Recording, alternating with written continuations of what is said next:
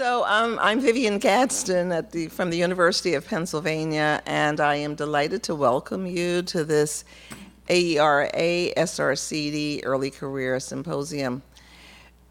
We have entitled this Middle School Student Learning and Middle Childhood Development, Connecting the Two, with a particular commitment to thinking about human development and education across the life course. As many of you know, and the fellows just heard maybe 25 minutes ago, this symposium, as is true of the fellows program, was initiated to think across these two large associations, research associations, about the areas that really we have in common, and they are many. Many members of AERA are members of SRCD, and there has always been this connection between our work, but of course human development is thought of within the context of education. Education is the complement to thinking about human development. And so we have created this program to think across the life course. Some of you who were at AERA in 2017, at that point I think SRCD, it was in Austin and we were in San Antonio, know that we focused on early childhood development. As we move forward in the life course, we will focus in the next phase on adolescence. But middle childhood is this incredibly kind of nebulous area in many ways. As I said earlier, if you were to look it up, even in text, it vacillates, 6 to 12, except now in early childhood we're thinking 0 to 8, so it can't continue to be 6 to 12. In other places, it's 9 to 11, 9 to 13, thinking about the initial transitions that children make during the period that's called middle childhood. What we do know is that that period, loosely between 9 and 13 and 14, is a really interesting period of time when children are forming identities that are distanced from the ways in which they were coddled and cared for and parents were engaged in their lives. They're making different kinds of connections in the world. They're comparing themselves in many different ways and forming identities that are significantly different, or at least trying to form identities that are different. They're driving their parents nuts. Their teachers are up in arms. And it is both this period of incredible possibility, but incredible complexity.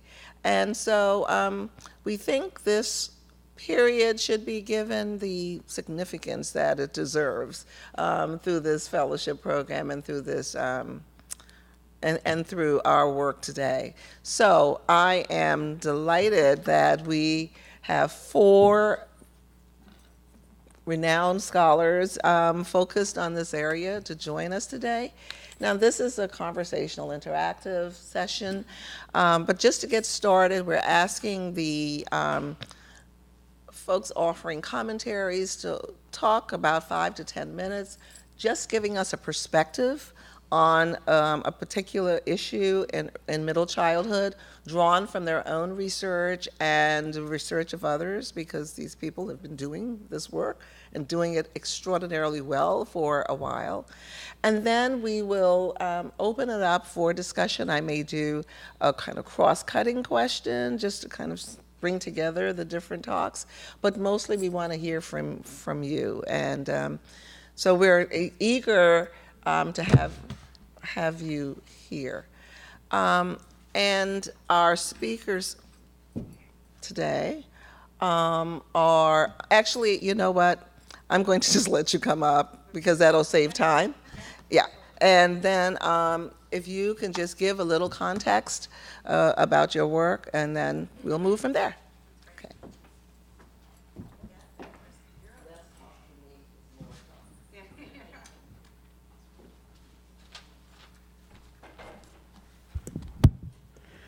So good morning all, and first of all I want to congratulate you all, because I heard from Barbara Schneider, who was the one who was reading your proposal, and she told me that they are extremely super excellent and outstanding proposals. So you really are well deserved of these prizes. So congratulations.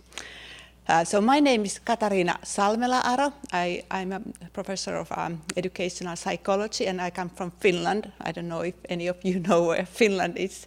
It's far from here, and it's a country which was just chosen to be the happiest country of the world, even though I'm a little bit surprised. I think that the emotional happiness, it's maybe more cognitive happiness than emotional happiness, what we have in Finland. And also, some of you might know, because this is educational conference, that Finland has been quite doing pretty well in terms of PISA. I don't know, most of you know the PISA, so that's something what's conducted a little bit over middle childhood. So about age of 15, there is this comparative study in terms of achievement. But I would say that still the happiness at school is not so high in Finland. There was this also question in PISA that how do you like school? And Finland was almost the bottom. So it's about a fifth of the bottom. So in a way, even though we have this global happiness, but in the contextual, and particularly thinking about this childhood context, it's not so high.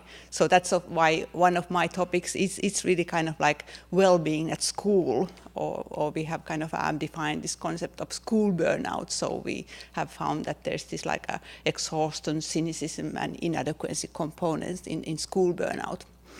And that also, I think it's important, this well-being topic here, because I think it's really great that you combine this SRCD and AERA, because also in Europe, I'm president of the European Developmental Psychology, and we are also combining early, and so these two conferences together and try to build bridges, because there's so much what we share, and I was in this year also in the SRCD in Baltimore, and I often kind of always have to think that which conference I go, or do I go both of them, and I think that it's really crucial that we build bridges. And just to let you know that today is also the World kind of Mental Health Day. So that's why I think it's really good topic to think about, that school is context of learning, but it's also learning of socio-emotional skills. And sometimes when we talk about with teachers, like in Finland, the teachers are really excellent in terms of their subject area. So like in Finland, teachers always all have like master's theses, so that they are really well educated in their topic. But the issue is that they are kind of so well and good in their topic that they feel that other issues don't belong to them. And school is also the place where you develop like the whole character. You develop the socio-emotional skills as well. And as we know, often the socio-emotional skills actually kind of predict much more of the life outcomes than achievement skills. So that's why one of my really topics is to focus on socio-emotional skills and how much they predict our achievement. And we just published one paper. Many of you probably know the concept of grit, which is kind of controversial. I mean, there's a lot of like topics about it. But in Finnish context, this grit is really important, because in our kind of national identity, we have a word what we call sisu. And this sisu means grit. So if you ask any of the children in Finland, they immediately know what this grit means. And it's really crucial for them. And we also just published this paper in the Journal of Youth and Adolescence a couple of weeks ago, and we found that this grit really predicts if you control the previous academic achievements. And you might know that in grit there's two components. One is kind of more of this effort side, but the other one is kind of this passion side, that you have kind of long-term goals, and you have kind of meaning in your life and some kind of like goals in your life. And our results show that when we take this kind of person-oriented approach, I don't know if you have heard about person-oriented approach, it means that we don't only focus on the mean levels or the whole group, like variable-oriented approach, but we take this person-oriented approach that we look for different groups and trajectories. So we found that there's actually a lot of heterogeneity, so one size does not fit all. But what is important is that when you only have this kind of passion, it doesn't lead you anyway. And sometimes if you only have this effort but no kind of direction or meaning, then it doesn't really lead you. So you have to have, so those who have both, so the combination of having this kind of grit and this effort, plus having this long-term kind of goals in your life, so that you have both the direction and the kind of means to achieve, then those, if we control the previous level of achievement, those really make the difference. And then one topic I want to mention, when I was now in this SRCD, we have now a group of colleagues, and we've just published a book about developmental science and sustainable developmental goals for children and youth. And I think this kind of like climate change issues, when I was looking for the program here, I couldn't really find a lot about climate change. I mean, when I was Googling for climate, it was always like family climate or classroom climate, but I couldn't find anything of kind of climate change. And that's a book what we just published, and we are starting like a big international program on this kind of like climate change and young people. And I think those critical ages of 9 to 13, they are really important in terms of this climate change, because then that's when you really kind of build on these approaches and resilience, and also that you feel that kind of empowered that you can do something. Because I think it's, you might have noticed those big marches, so that the young people take the action. They don't trust anymore, like I feel I'm like a dinosaurs, so they don't trust us anymore, but they take the action. And I think that's something what we really have to also study and really think about, that how this kind of big issues like climate change. Then I had this really great opportunity just before to discuss one of the fellows here, and she's working with these digitalization issues, and that's also one of my topic, because this digital generation, I mean, everything is like changing. And I think that's maybe one of why these issues like climate change is so rapidly now increasing among young people, because they are totally kind of connected through these digital devices, and they can have their own voice through that. So I think that we really have to look for these new issues when we study about young generation. So I think I end here and leave the others to continue. And I really, again, want to congratulate, and let's have this kind of informal discussion with you. And I hope you the very best of your future careers. So thank you.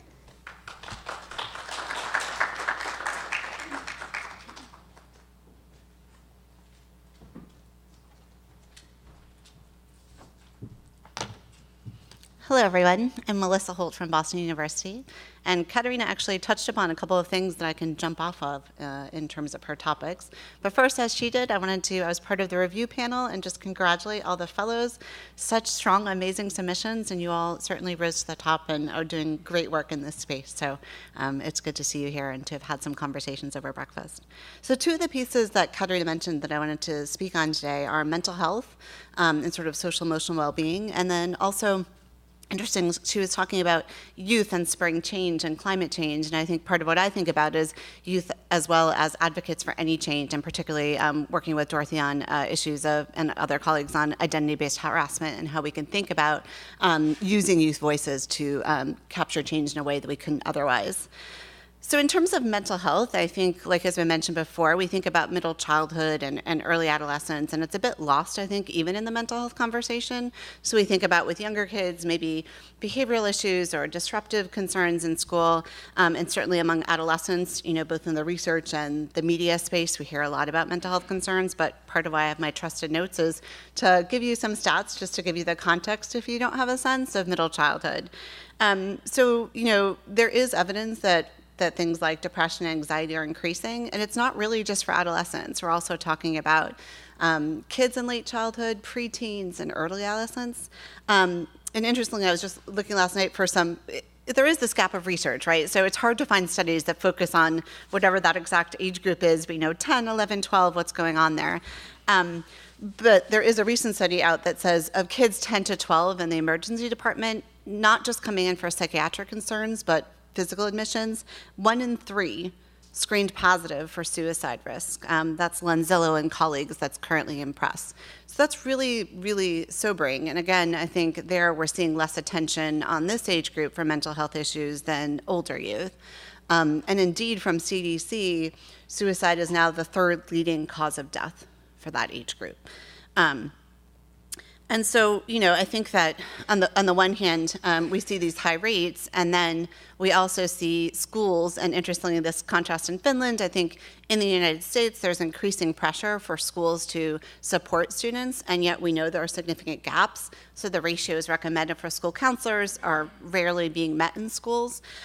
Yet schools have this really unique position in that most youth in the United States are attending as schools. There's opportunities for identification, for triaging, for providing supports. And also we know that some of the disparities in mental health access are reduced in the school context. So I think that's really important to consider. And sort of even tying together the two issues I noted in the beginning, I think schools are really grappling with how to address these concerns. And when I was talking to school about this identity-based harassment program I'll tell you about in a minute, we were talking about the measures and how we were also going to look at depression and anxiety, and the principal said, I just really wanted to be sensitive. In our district, we've had 4 students at the high school level, 1 at the elementary level, and 2 that had recently graduated commit suicide in the last few years. So these are real pressing concerns that schools are trying to take up and understand their role in. And then I think that, and also at the same time, I think just to note here, we do know that there are evidence-based programs that tap into these years that we're talking about here for middle childhood and early adolescence. There are certainly programs out there. There's programs like Friends, Incredible Years, and so forth. There are things that can be done for youth, but again, it's thinking about how schools can integrate these into the setting when they're already managing many other goals, primarily also educating youth. Although I think in my conversations with schools, they're increasingly understanding that for kids to feel connected to school, to have positive educational outcomes across the life course, that really addressing mental health is critical. And just to set the stage there, then to turn to identity-based harassment, which we know is linked, all forms of victimization and harassment are linked to psychological distress, but there are particularly pronounced effects both for psychological distress and educational outcomes for identity-based forms.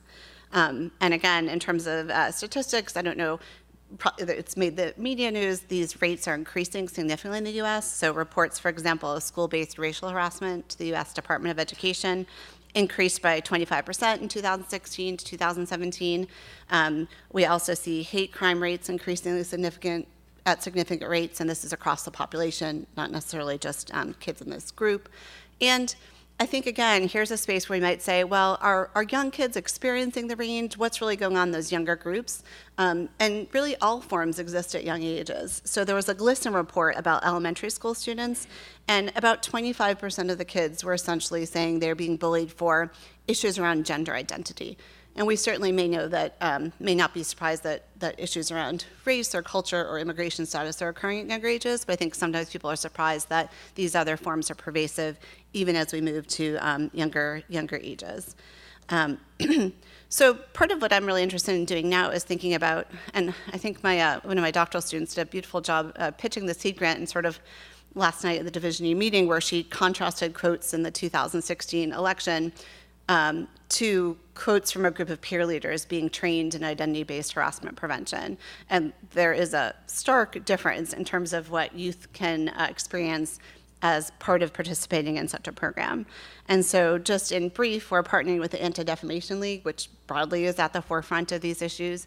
And they have some really innovative programs that they have lesson plans for elementary school students, but they have a specific program for peer leaders that begins in middle school. So these are young kids who are put into leadership positions, and the idea here is these kids are from every demographic or group in a school, and they're developing leadership skills and helping kids understand their own identity, both generally and based on their identity, and equipping the students with skills to provide these lessons to their peers. And again, here, I think we can see that you may hear as, you're moving away from family and attaching more to peers during these ages, you may be more likely to hear these messages from your peers than from adults.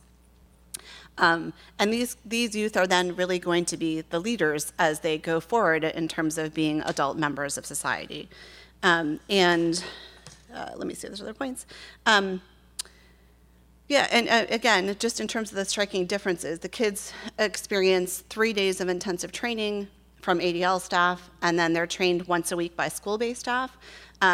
And this was a slightly older group that we were looking at, but of those kids, just in a couple of months, 94% said their attitudes about prejudice and bias and discrimination had changed, and they really started to understand identity differently. And again, I think we sometimes may think kids, having kids myself, it sometimes seems surprising that a young 5th, 6th grader could really understand these issues, but they can, and I don't think they should just be at the high school level later on. I think you need to plant these seeds much earlier and have kids understand the issues, work on preventing these issues, being active allies and bystanders. And so I think with that, I'm going to turn it over to Dorothy, who has extends no notes. Just as context for those of you, Dorothy will probably tell you anyways, I was her first doc student. She may find it funny that I have notes up here. I liked my notes. Thank you, Melissa. Yeah, so 22 years ago, she was my first doc student, and there's like 45 behind her, but she's the best. She's the best ever. Dorothy Espelage, University of Florida. I have no notes, because this is what happens 25 years later.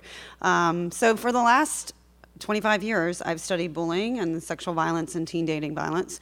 And the beginning of this work, and largely within those ages that you're debating here around, so largely from 5th grade to all the way through high school. And I spend my world writing grants that are largely unfunded. So I have lots of ideas that are unfunded. And so if anyone's interested in playing the grant game, it took me 10 years to get funded. So people look at me and they're like, oh my God, the big problem you have 9 federal grants. But it took me 10 years. There's a lot of rejection. And so because, and in some ways we're talking about middle school, and this is probably why I should have notes, right, Melissa? Because this is not what the topic is. But you guys are like going in your early career, so I don't want you to get frustrated. When you hit on that first grant, so what grants do is it gives you the ability to do the good science, right? And so some people will say in my field, I'm a counseling psychologist, of like, well, I don't really need grants to do my work, but I say, would your science be better if you had a little bit of funding? And it would be. And so what it's afforded me is to be able to do some really good epidemiological and randomized clinical trials to evaluate social emotional learning programs for early adolescents, for middle school students, to address bullying and sexual violence and violence against LGBT youth. But what that also has afforded me is real life of trying to do randomized clinical trials with 36 to 50 schools, and recognizing that as much as my colleagues want to pretend as if doing this work in middle school context is an easy thing, it's not, right? So K through 5, I did a trial 2 years ago with K through 5, and I remember hanging out with like the 2nd and 3rd graders, and I thought to myself, like, why did I study middle school students for 20 years? Like, they're like, lady, I remember you. That is not how they talk to you in the middle school. They're like, what are you doing back here, right? And so recognizing when you do this, but we all kind of wear it as a badge of honor that we've worked with the late elementary school, middle school, because right there when they go off as 6th graders, they come back as 7th graders, very different kind of creatures.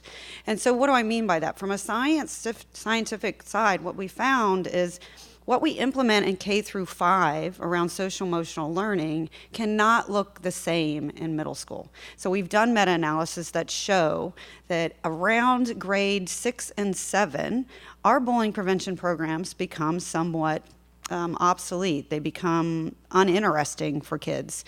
And we found in our meta-analysis with David Yeager that bullying perpetration effect sizes with the intervention programs are pretty low, right around 7th and 8th grade. And in high school, they're actually what we iatrogenic, so they're not helpful at all, and they actually increase levels of bullying.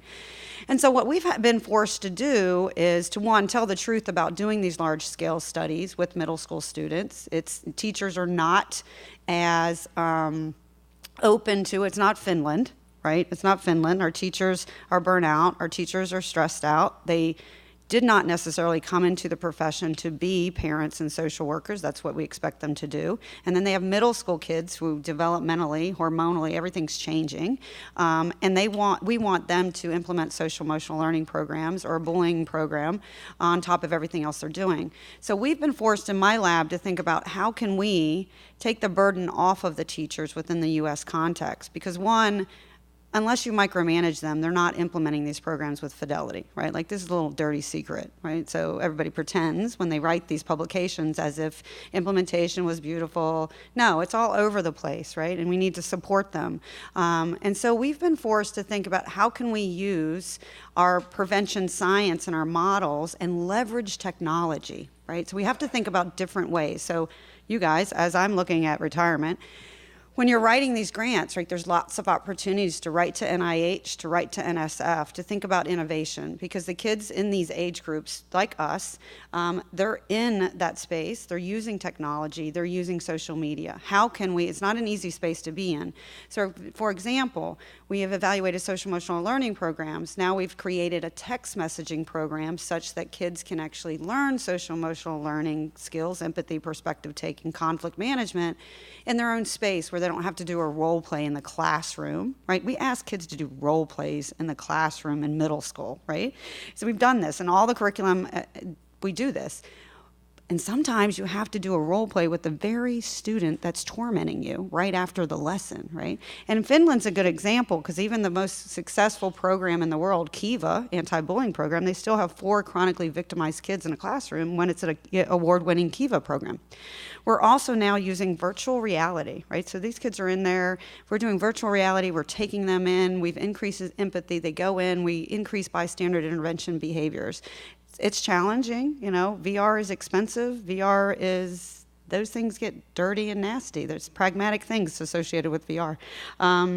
We're also creating games, right? So if any of you played Sims when you were young, you guys are young, yep, you look at Sims. We're now going in where they're playing games, but at the same time they're learning about healthy relationships. And so how can we take technology, leverage this such that we're not taking up classroom time? Because I think it's an ethical issue too. I'm brought into low resource schools. Largely in Southside Chicago and other places where the kids actually need to be focusing on math and science, but we're going to take the programs and do social emotional learning. Can we then use technology such to augment the work that we're doing? So I encourage you to, one, talk to me. There are ways to collaborate with computer scientists, collaborate. They need us, by the way. Computer scientists cannot function without social scientists and do this work and know that you are valuable and do this work. Do interdisciplinary work. If you do intervention work in your early career, enter with caution. But it is very rewarding work, and this is a challenging area, and so I wish you the best of luck, and write those grants and get funded, because the science will be better. Okay. Thank you.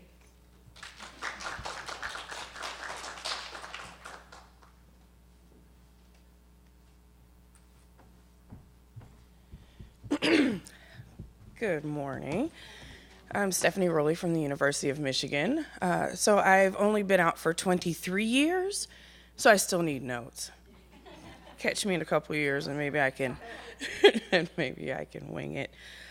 So a lot of my work has really focused on race and gender, particularly in late elementary school, and how issues around race and gender influence the transition to middle school.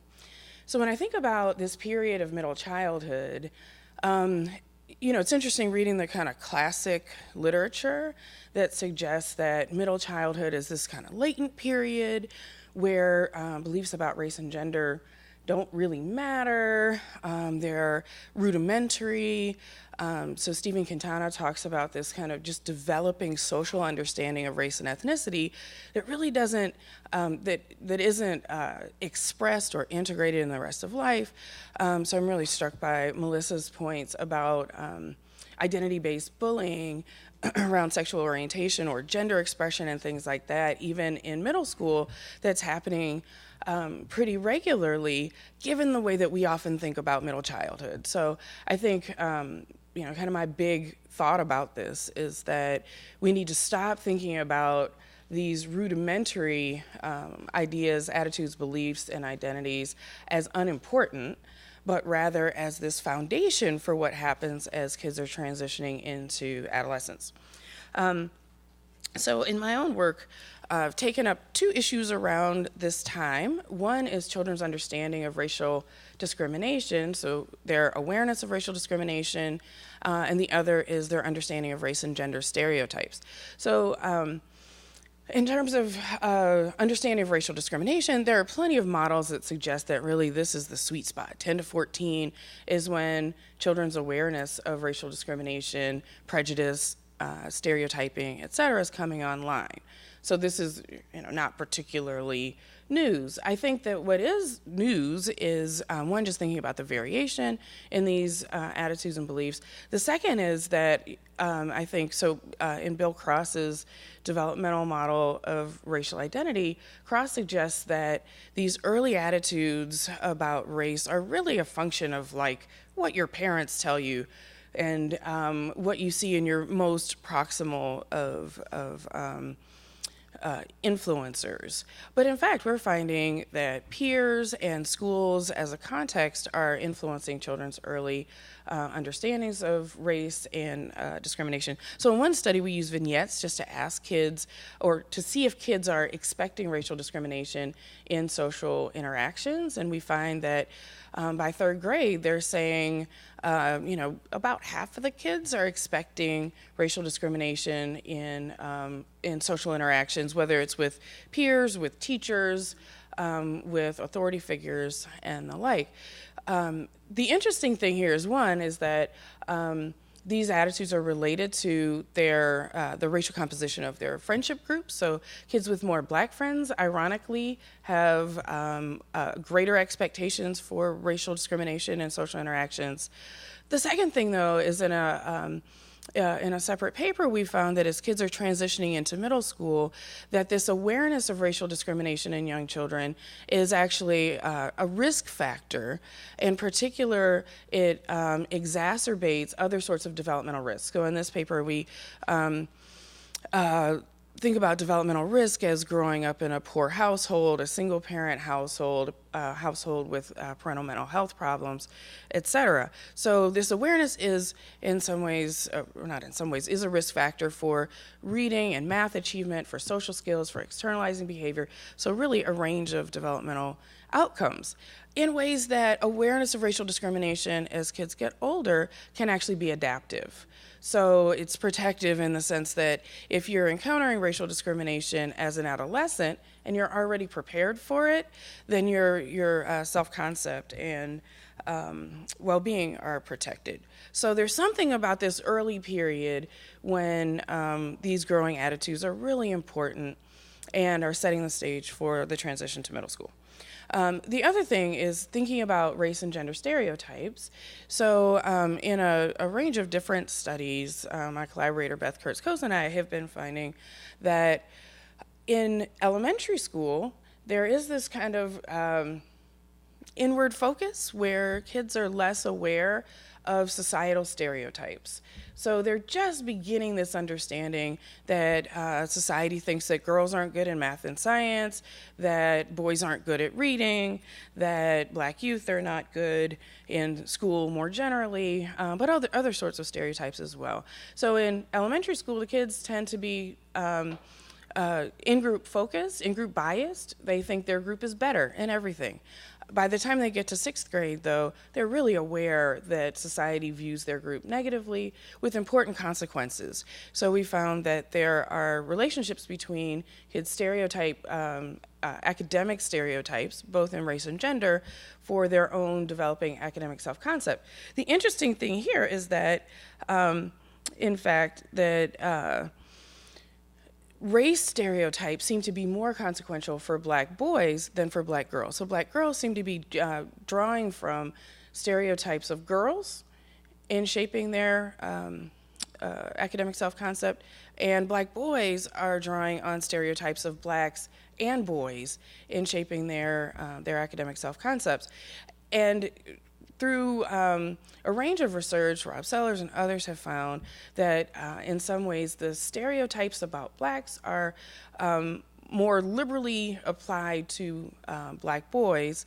And at SRCD, the work that I presented also shows that black boys are showing greater decrements in performance and in classroom engagement relative to black girls. So I think that there's something about this awakening understanding of race, understanding of stereotypes, and vulnerability for black boys that is of concern.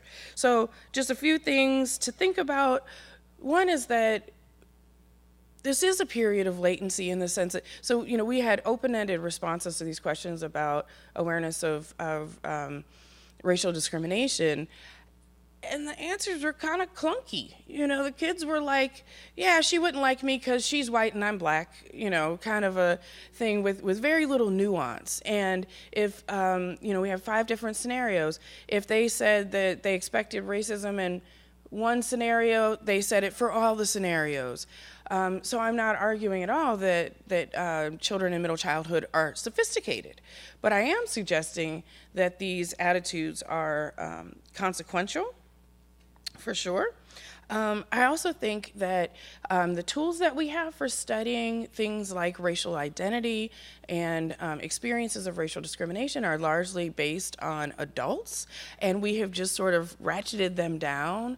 A lot of the work, though, on more developmentally appropriate measures, I also think missed the mark. So what we have in terms of children's understanding of race is often stereotypes where, who can be a doctor, kinds of things, or who would you like to be your friend, which doll is prettier, these kinds of things that I think miss the mark on how children understand the social dynamics of race. But I also think these adult measures are really a step beyond most of these children. So I think measurement, I think acknowledging that the latency period is still important, and understanding that the kids are developing in a societal context that devalues Black children in some ways, and kids are becoming aware of this, and that schools are a site for taking up these messages and understanding what it means to be a student in ways that makes Black boys in particular vulnerable. So I think this interaction of schools as contexts and potential opportunities for support for children of color is also an important topic to take up. So I also congratulate you all. I've really enjoyed being both at the SRCD sessions and here at AERA. I really look forward to having conversation.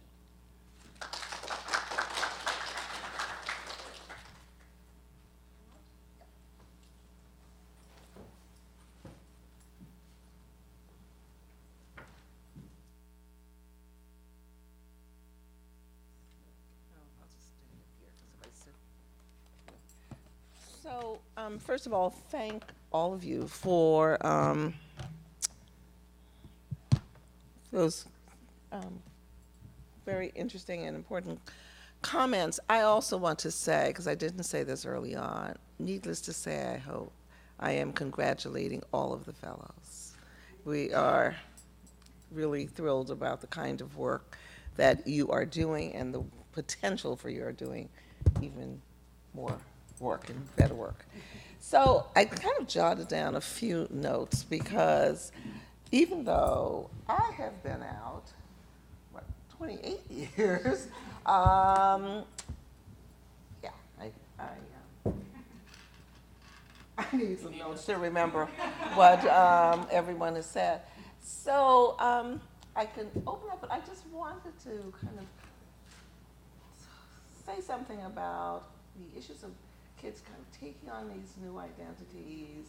And, the question that I had, it's not so much a question, but a comment that I wrote down was kind of thinking about kind of the issues in the first 3 commentaries using a cultural lens. And kind of talking about the ways in which context matters. Whether we're talking about a suburban school, Sania Luthar's work on, she used to do poor kids, she said, now I'm going to do rich kids. Or kind of urban context, rural context. And how do we try to make sense of these different contexts in relationship to middle childhood, but also with thinking about the availability of resources in schools. In Philadelphia, for instance, the school district of Philadelphia has decided that they're going to take this on, and they do a lot of talk about mental health, right, or behavioral health, actually, is what they refer to. Yet we have all of these interesting and difficult issues continuing in the school. And so you do wonder whether and how, as I guess Dorothy said, schools are going to be able to address this. Is it something that should be, in addition to the technology, is there a way for schools to be thinking more broadly about this and having a range of resources that come from the top?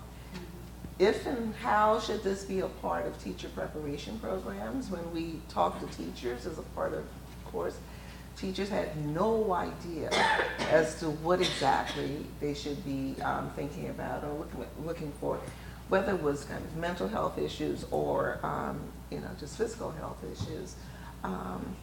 What would be the message for schools to think about that would cut across these questions of health, physical health, mental health, and the ways in which race and class seem to factor into that? All of you don't have to answer that, but whomever is so moved.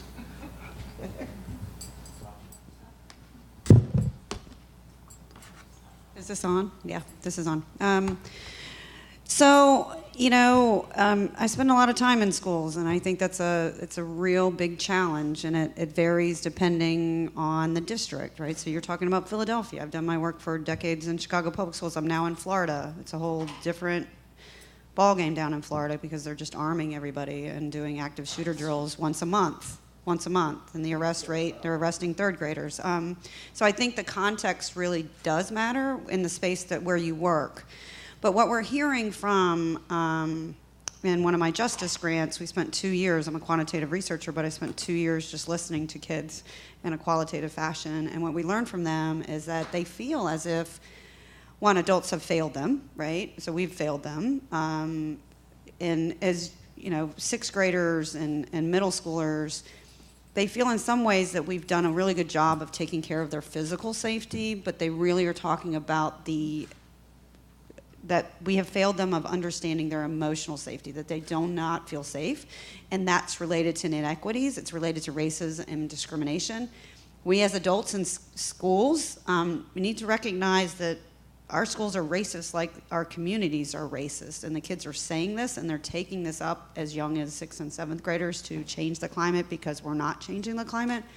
So I think there's a rude awakening for our schools and our administrators, that the kids, whether it's Parkland and a youth movement or whether it was the march or whatever it was, and across races they're joining together to say that we have to change this. I think that's going to continue. But recognizing that we can arm teachers, we can have metal detectors. We've had those in Southside Chicago for 3 decades, if not more, longer. But what about the emotional safety that's leading to all the, and it's rooted in inequities and discrimination and racism and discipline. So, you guys can answer that. I guess I'd say some words. Finland used to be a really homogeneous country, but now during the last decade, you might know that in Europe there has been a lot of migration issues, and Finland, particularly, I'm from Helsinki, the capital area, and that has changed a lot. And now we can see a lot of segregation, also the Helsinki or the capital area where I live, and teachers are not prepared for that. So as I say, that again, the same issue. They are really prepared to teach their subject, but they are not at all prepared for this. So this kind of diversity issue is really, but it's somehow, this awakening hasn't not yet really happened. Teachers are hiding it, and I mean the whole society is a little bit still hiding it issue, and they are not prepared because I think that they have not yet the skills, and I think that we really now also have to change the teacher preparation, so teachers have to be much more prepared and understand these issues, and really that we also have to have more diversity among the teachers. Teachers are pretty kind of homogeneous, so we don't have diversity among the teachers, and I think that's also an issue. Like what we studied also, as I mentioned, the school burnout issue among the kids from 6th to 9th grade, and we could find that it was really the same what you found, that it was really these recently immigrated boys who were really becoming really cynical towards the school. They didn't feel that they fit into the Finnish school system, and they really felt that there's like it's not for them, and that was really leading also to like dropouts and like big severe consequences. So I think that we really have to now learn from other countries, and really, and I think that I would think that because the teachers are very well educated, I think there's also much more room for improvement, and I think that they could be ready maybe now to really take these new lenses. But I mean, we have a lot to learn from you guys. So. But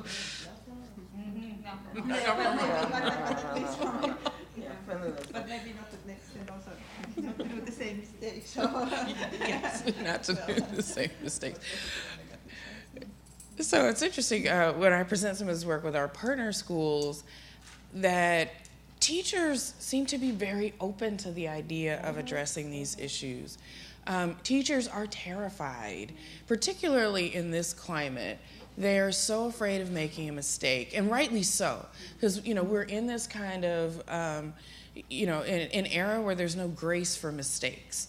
And so, and very real consequences for teachers who make mistakes, meaning if they're perceived as being overtly racist. And so what we found is that, so the first time we presented some of these findings in a middle school where we were working, the teacher said, this is great, it's really interesting, but nothing's gonna happen. Mm-hmm.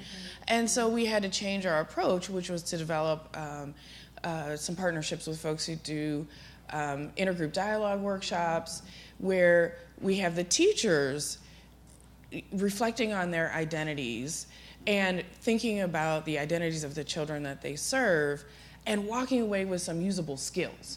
So what do I do in the middle of a classroom when one child calls another child a name, or where I see segregation, or they need usable skills. And this is not something that's going to happen through one PD session, which is the other thing. Oftentimes we're doing more harm than good. We go in and do an implicit bias PD for an hour, and you expose everybody's racist tendencies and then walk away, and they're shaken.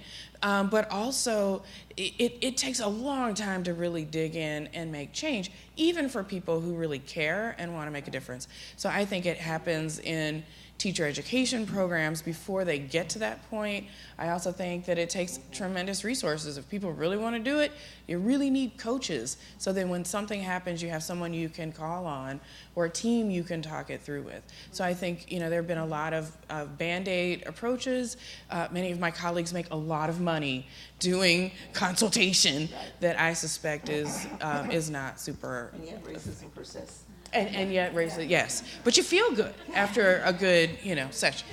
People love being. You feel good, yeah. I think what you said is true. I think the pre-service piece is a place that I think educators really do want to have the skills, and I think equipping them in the pre-service space would be also a more cost-efficient way than coming in and trying to implement these more costly programs. And I think in terms of mental health, my colleague was presenting yesterday about, can we train pre-service teachers to just be aware of signs of mental health distress among kids, not that that's their role to then treat it, but that they can triage kids out. So I agree about the pre-service education piece as being, from what teachers say, they would like to have that information, and they're not getting it before they're entering the schools. I thought about that, because to some degree, so much of what we're talking about, in addition to having concrete skills, is a matter of helping people develop knowledge, giving people the knowledge, and helping them frame a way of thinking, as a precursor to actually having the actual information. I have other things, but are there questions in the audience? Yes. Can you stand up? Okay. Loud enough, but thanks very much. Oh, you're recording, I know, so that's yeah. useful. So Adam DeBay, thanks very much for all of your talks and pieces. I was interested in the comment that Katarina made on the high level of performance that Finland has on PISA scores, but then the low level of enjoyment that students express in schools. And I'm at McGill in Quebec, and 2 weeks ago there was a report showing that only 15% of our students are going into higher education out of our public school system. And yet we score very high on the same PISA metrics. And based on the discussions here, it makes me reflect and question on how we're assessing the effectiveness of our schools and how they're very poor indicators of how well they're preparing our students. And so that touches on middle childhood education development. Right. And so how do we actually go about saying what is effective education? You've kind of talked about that already, but just commenting on that, what should we be focusing on in terms of assessing is education working? And I'd like to hear people's opinions. Because Finland, of course, is the model, right? It's the gold standard academically. But we now hear the kids unhappy and don't like to go to school. So. Well, as I say, that we have a big challenge of this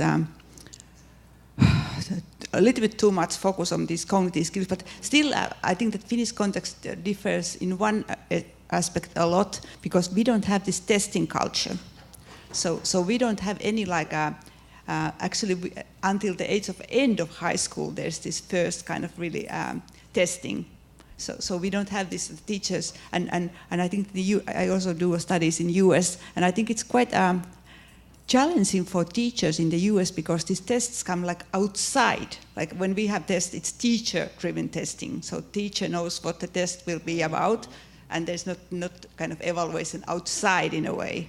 And I think that's also a big a mindset issue of and then when you have a lot of this testing, a lot of time goes into that, and also comparing and so on. So I think that's one issue, that this testing culture is very different. But still we find this low happiness at school, which should be kind of on the contrary to some extent. Yeah, so I would add also, so American Psychological Association just did a Stress in America survey, so I encourage you to Google that, and that included high school students, a nationally representative sample. And there's high-achieving folks in this country, and they're generally unhappy. And they're stressed out. 40% of high schoolers in this country are overwhelmed on a daily basis. They're concerned about school shootings. Their anxiety's through the roof. We're doing a suicide prevention trial in Colorado right now, in some high-achieving schools and some lower-achieving schools, and 42% of LGBT youth have attempted suicide in the last 6 months, and 27% straight-identified youth have done the same. And so I don't know. I mean, I think that, and certainly some people will talk about affluent stress. I have a little bit of issue with affluent stress. Growing up poor, I'm like, I don't know, if I could eat in a day, it was great. But so affluent stress is real, and the suicide rate is high there. So what is it about us that, is it, I don't study this, but is it social media? So what is it that I can have straight A's, I can have everything that I want, I can have every device that I want, but I'm still generally not happy on a daily basis, right? So what is it about the meaning of life for this particular period? And you should know the suicide rate is creeping younger to second and third graders and kids of color. And so we're trying to understand that as a public health. It's a crisis in this country, right? And so, but what is it about what makes us tick? And it's not straight A's, and it's not these other types of, and clearly it's not money, because, you can have money and still be unhappy, I guess. So I don't know. I mean, I think it's a very interesting question, and I think it's about, how do you find meaning, and what is meaning in this period of time that we're talking about? And I think that's where we need to do more analysis or we're going to have a really serious problem. I mean, you got 27 to 42% of kids attempting suicide in the last 6 months. How are we not focusing on this? It is absolutely true. And it's not that it's Colorado. The problem is in Colorado they have guns, and so they complete in Colorado. But those statistics are very similar to the YRBS. It's very similar. Yeah.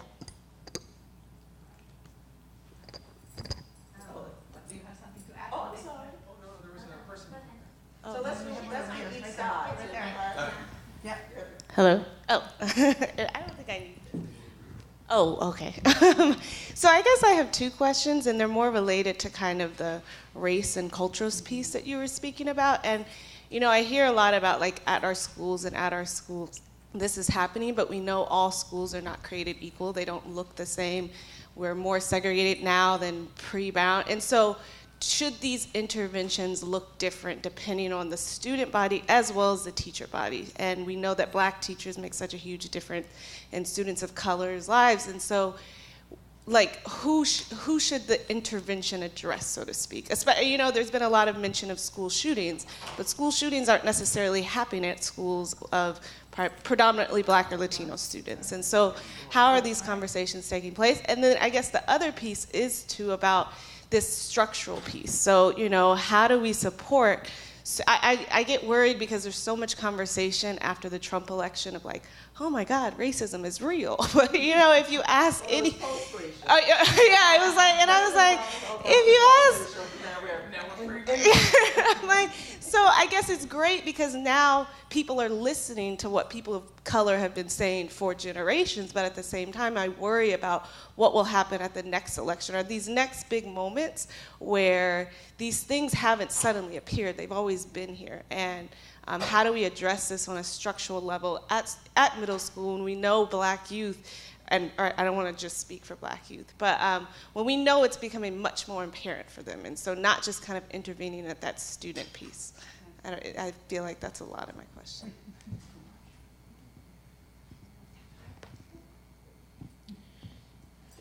So one, I really do think for teachers, we need a universal intervention. I think that, so one, even teachers going off to predominantly white schools still have students of color in the school, and those kids are oftentimes suffering. So I feel like we need a universal requirement that teachers have hands-on learning in terms of how to deal with issues around, you know, I would say all kinds of identities, not just race, and some really deep thinking about why colorblind approaches do not work and are actually causing harm. So I would say that. I think that, of course, when you think about what's happening with interventions that are directed to kids, the social context matters. And there are different kinds of concerns that children, you know, thinking about socio-emotional development, there are different kinds of concerns in different kinds of schools. But, you know, I also feel like these kind of core issues might be more similar across schools.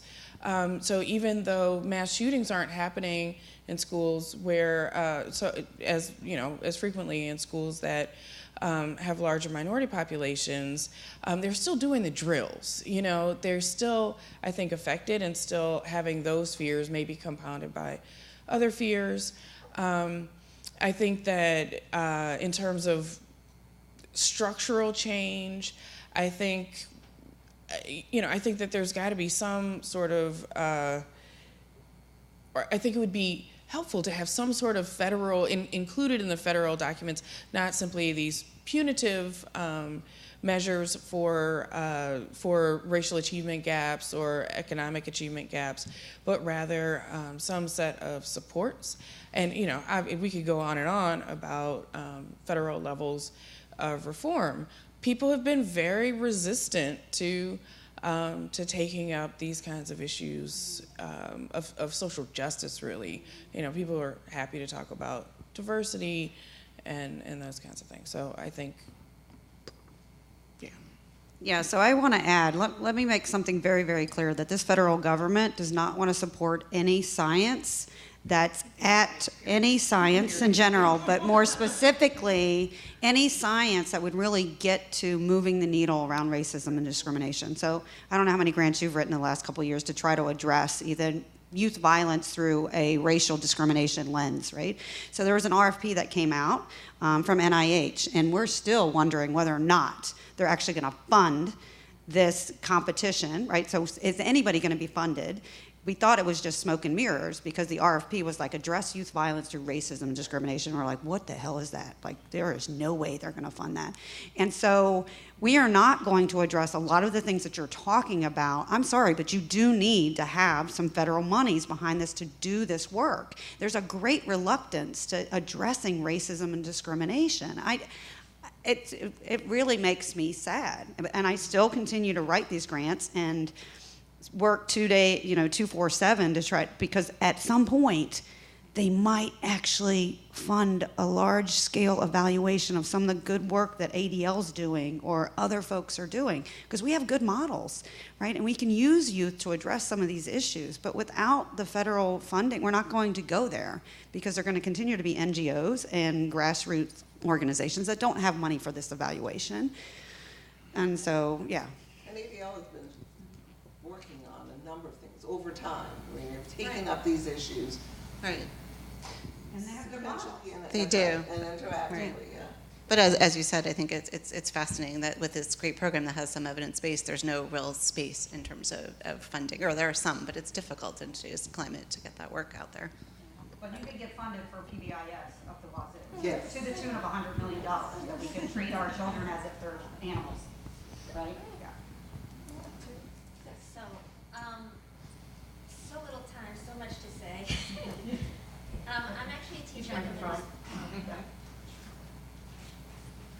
I'm a teacher at the middle school. I've been teaching for about 6 years now, and I teach in New York State, and I really appreciate much of what you are saying.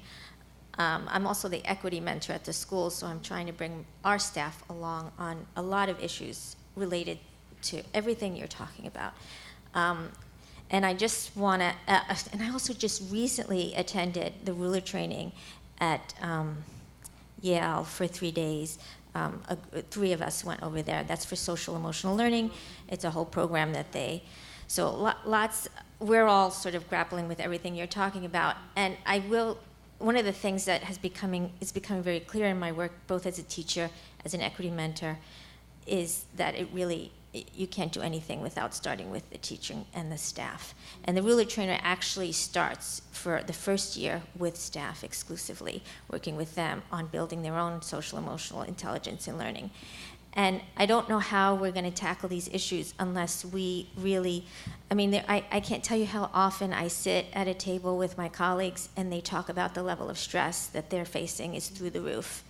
And it's infinitely clear to me that until the adults in the school are able to manage their own stress and able to build their own social emotional intelligence and able to face their own racisms, that we're really not going to get it. And that's where we're failing kids, because we haven't taken on that, and so then it's just, the kids are. So that's one thing I wanted to say. And the other thing I wanted to say is our district has also gone to one-to-one computer children, and we've had this for about 5 or 6 years.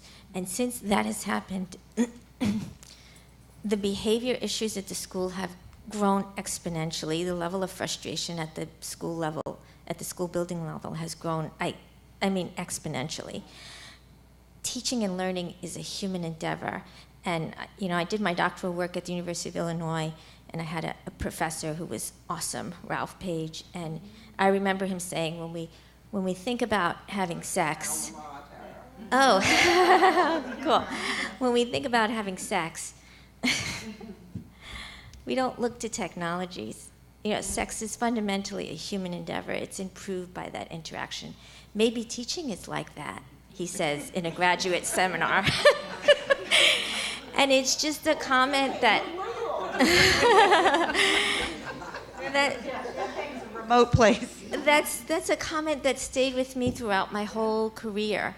And I think, a lot of social emotional stuff that I do with my students, when I see so many of my students that are disaffected from learning and not engaged in their experience, and it is partly because they're in middle school, they get excited about nothing and everything's with a stone face, and you feel like you're pulling your teeth, you're carrying a piano up a hill when you're teaching them. It's really hard. But whatever's happening, whatever moments of eye-opening is happening between me and the kids, it's happening in the spaces and in the cracks in the learning and in the human interactions that I have with them. That's when all that other stuff is being dealt with and addressed, So anyway, thank you. So I'll make a few comments. So I do a lot of social emotional learning, randomized clinical trials evaluation, and it was very, very clear in the first trial, and we've now done 6 or 7, that the teachers need to be implementing those programs because they're lacking in the social emotional competencies that we're expecting them to teach. I encourage the young scholars here to look at some of the work out of Michigan, of really Yeah, Michigan. So we've got to be critical of and I like Mark Brackett and his ruler approach, but it is lacking in cultural competence.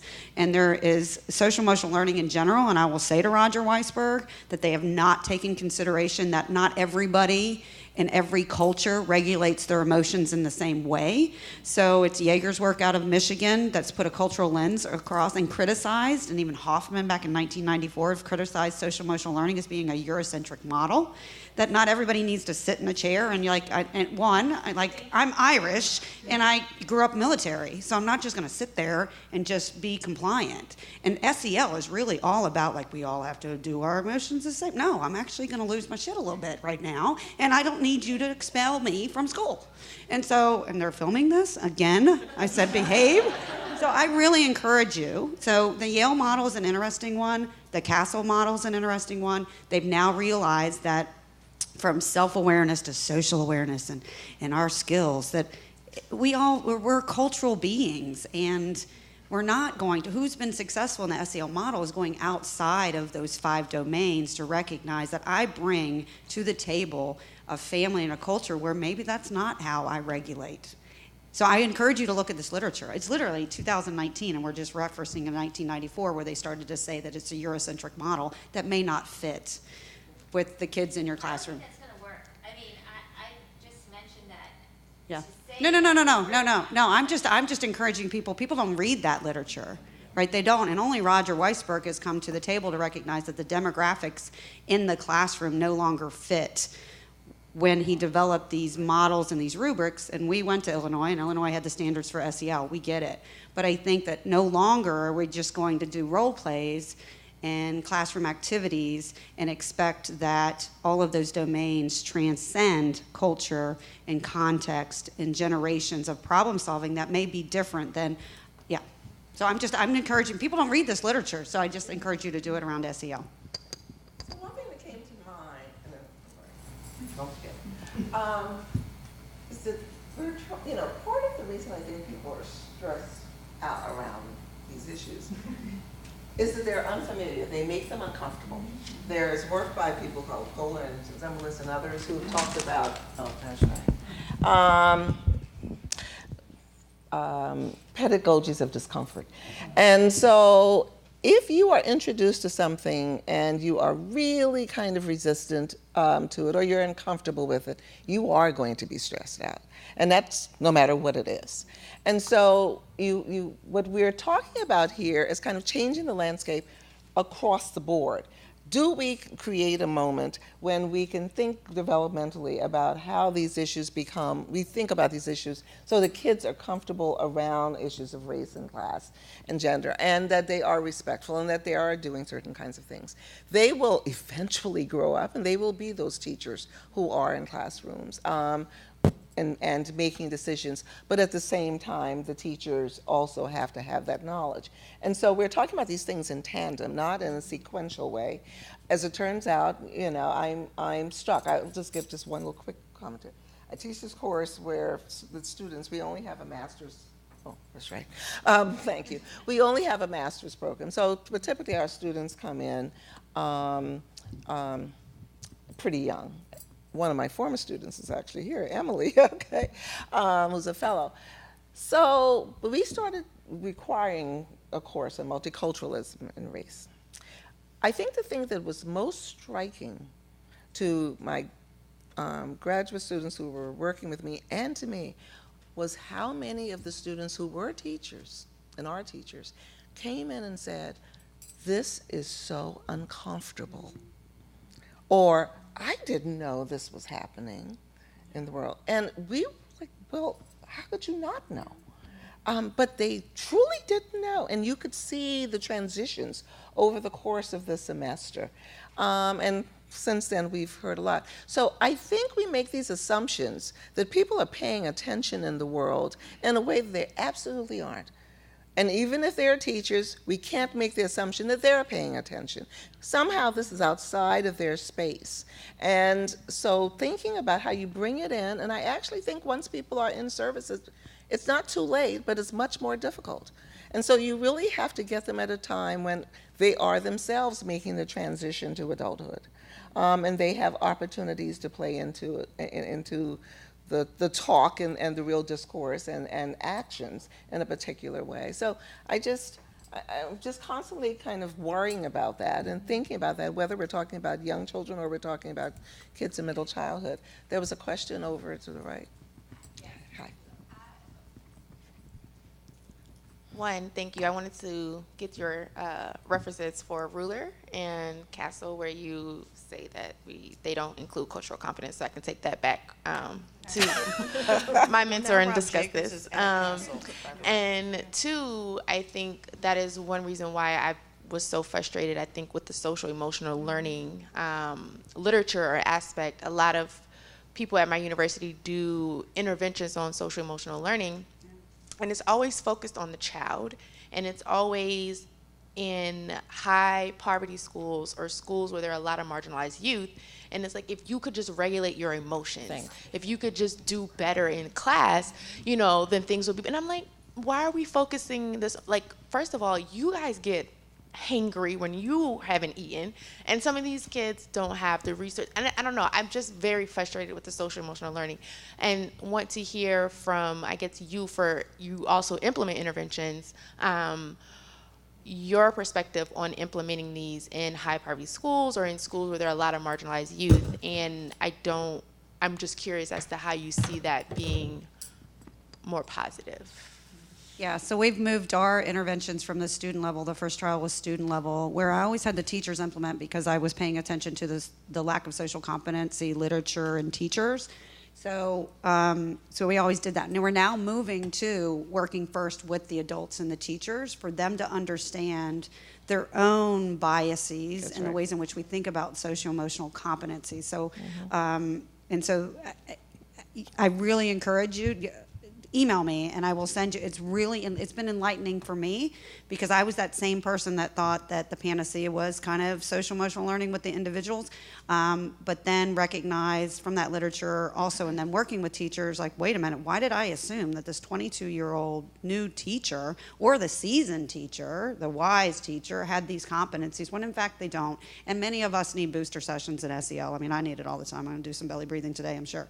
And so that's one thing to think about. And the literature is fascinating too, of just Anne Gregory at Rutgers, who you want to follow, who's very, very thoughtful. There's YouTube kind of stuff on hers. And Castle gets it now, right? Like they get it, but it took them a long time to come. It's kind of like positive behavior intervention supports. We could criticize them too. They're now recognizing with the Wisconsin model that, maybe not all of us really respond to tokens and want to take the tokens to the school thing to buy a pencil. Like, that's not going to regulate whatever. So now they're talking about cultural competence, PBIS, when they should have been talking about it a decade ago. So I think we're there. We're there. And you will just cry when you read this literature. It is actually brilliant. So I think we're going there. Make it fast, we don't have that much more time. Are we at a place where it's like, because I know you're saying that discrimination, white supremacy, these things you don't want to be talked about, but if they are central to the issues we're talking about related to SEL, are the interventions worth it? So, that's what I struggle with. Like, is it worth it if we're not talking about these central issues that affect children of all backgrounds? Not just students of color are affected by white supremacy, students with disabilities, students with LGBTQ, so it's like, but if this is absent from the conversation because we can't get funding, what do we do? I think we still try to force, we do the work. We're still doing and we're still doing the work. So we still do the work, even if we would do it shoestring. And I would say that the conversations are happening, but it's taken so long to get to this point of recognizing that we can't expect teachers to fix a problem that's been around for a really long time and still teach the content such that they can be productive and build relationships. Now, and I think, honestly, the research is very, very clear. So whether we have PBIS or social emotional learning or Ruler or this or the 100 SEL programs that are out there and people are making money off It comes down to the basic trust and relationship, right? Everybody's successful in this room because you had a significant relationship with a coach or a significant relationship with a teacher. And how do we build that, right? So we have 25 to 30% of our kids that have not a single trusted adult in the building that they could go to. That's what needs to be fixed. That transcends race and culture. It really honestly does. The human relationship, which you spoke to. So, but we need to do this work, but it's also, we need to challenge these frameworks and paradigms that are Eurocentric and that are not helpful, and they are iatrogenic. They create inequities in our system, and we're there. I want somebody else to talk. Okay. Over right here, yes. Thank you for the comments. It just makes me so excited about the work I'm doing right now, because I'm collaborating with tribal and school communities from the Flathead Reservation in Montana. And the central focus of this project is to learn about what does it mean for culturally appropriate social emotional learning for those Alaska Indian Native American children. And through those meetings, there are things that I never thought about, like spirituality, connection to land and the river. And I saw and I listened to several sessions at AERA of indigenous education, and I think those are things start to be on the central focus. Those are presidential sessions. So that's encouraging. But as a young researcher and coming to this model of thinking of, we got to get kids be culturally appropriate social emotional learning training, we got training for teachers, then we want to build relationship between school and community. There are so many layers I want to address in my program. And I just worry that I consider too many factors, and I don't know what are the actual factors. So from the scientist perspective, I may not have the answer of what is a mechanism. So my question for the panel is, all of you are experienced, successful researcher, and reflecting on your initial years in the field, how do you pick the questions to step from in the first, to build it up? And also, what are the most challenges you encounter, and what helps you to keep going despite all the challenge? That is a lovely clincher thought, okay? Actually, it's right out of my little book here. So, panelists, I think that's a great way to end the session. So I think this is critical, right? I think that as a junior scholar, making sure that you're making progress and moving forward, and constraining. So I think that what I tried to do was, one, I wrote down all the things, like all, the big picture, the 20-year plan. I wrote down, and then I carved out one nugget. So as a junior faculty member, I had one grant and one funded project. And I tried to do a really good job with that one grant that really answered the sort of burning question that the one question that was really burning, so that I could just really focus in and do the tenure thing. So I think it's so easy to be spread thin trying to do lots of things. Using mentors is critical. So I would sit down with my mentors and say, these are all the things I'd like to do, and they would help me come back. They would help me every year look at my CV and say, okay, what piece of the puzzle did you put in? What's left? What is the one thing you can do next? So really like one foot in front of the other, and just, having a really clear sense of what the path is. I veered off the path all the time. So this sounds like real neat and everything, but the bottom line is, I made mistakes, but there was a path that I was at least aiming for, and I had a lot of help in really figuring out what that was, and just trying not to get too distracted by having so many projects and entanglements and things like that. I think the thing that keeps me going, I would say, some of this. So for me, I grew up in SRCD, and that is my family, and I draw from my family. Vivian, there's so many others who I can call and say, hey, need some help, what's going on? I need some thought partners. So I think, finding your kind of village is also really critical. My students, like, I just have so much fun because the work is meaningful, and I feel like also finding ways to be true to yourself and what you really value is really critical. Great. Yeah, I also think that seeing your students succeed, I think that's the best part of that you have. They are like your children in a way, and then you follow that how they path goes. I think that's so rewarding, and really building these kind of networks. That, like, for example, now when you have this network, I really recommend you really build on that, and then you can then you meet in the conferences and you can always ask advice and because there's always setbacks in our careers, so we have to kind of be prepared for different setbacks and just take that's part of the journey, and that's the kind of learning lessons. And then, but I think that's also very important what you say, that one step, that just have like small steps, because often like then when you start you think that, oh, you have to kind of like have answers to all big questions, and and then it's just too broad. So this narrowing down, just succeeding step by step, I think that's really crucial. So don't try to get answers to everything, but this something small, and then that's rewarding. So I think those are really the crucial. And then I think I really like this kind of international networks that you see that. That's kind of the scientific life in itself, and that big family. I think that's important. A lot of luck. No, me? Oh, okay. I think to echo what others have said, in terms of what can sustain you with those projects, I think collaborations with mentors, with colleagues, I think that's helped me a lot. I've been at a number of places in my career, and keeping connections with those individuals and be able to sort of work together on the project so you're not feeling like you're the only one in it. I think being flexible when, I know with our ADL project, we were planning to submit to safe schools, and then it was cut to ARM teachers, and then you just have to keep going and keep that passion. And I think for me, I'm still someone who really likes to be in the schools, as I know you do too. I think that keeps me going to hear the kids, to be around them, to not be so removed from that data you're collecting, even if it's a quantitative project. It's really helpful. I guess Dorothy thinks she has said enough. Is that it? Okay. So I think one of the messages that's salient throughout all of these is the fact that, well, one, you have a long career ahead of you, and you start with something that's manageable, that you can build upon.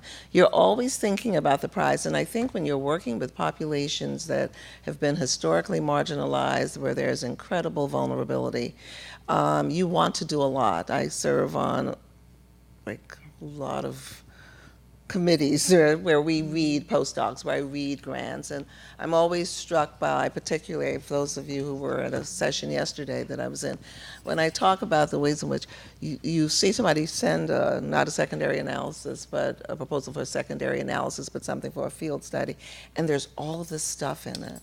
And you really want to accept that proposal, but you actually have to send it back and hope that the people will apply again, because there's just so much in it. And you know that part of the reason that there's so much in that proposal is that people have been paying attention to the world around them.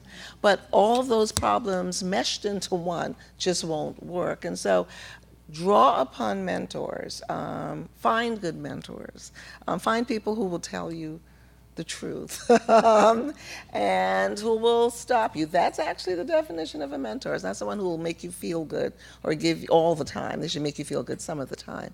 Some of you will be in places where there are mentors who are a part of the faculty.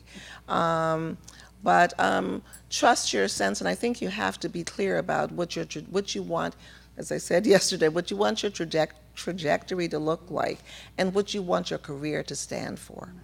And then you are deliberate. Part of the reason that we created the fellowship was so there could be a critical mass of people who are thinking about issues. These are your peers. These are the people, in addition to others outside, with whom you can forge a relationship around major issues. The other thing that we were very mindful of was that were the things that we didn't experience as early career scholars, as well as the good things that we did experience. And how can we use this to support you in leveraging the incredible abilities that you bring to the work so that you can make even a greater difference in our field.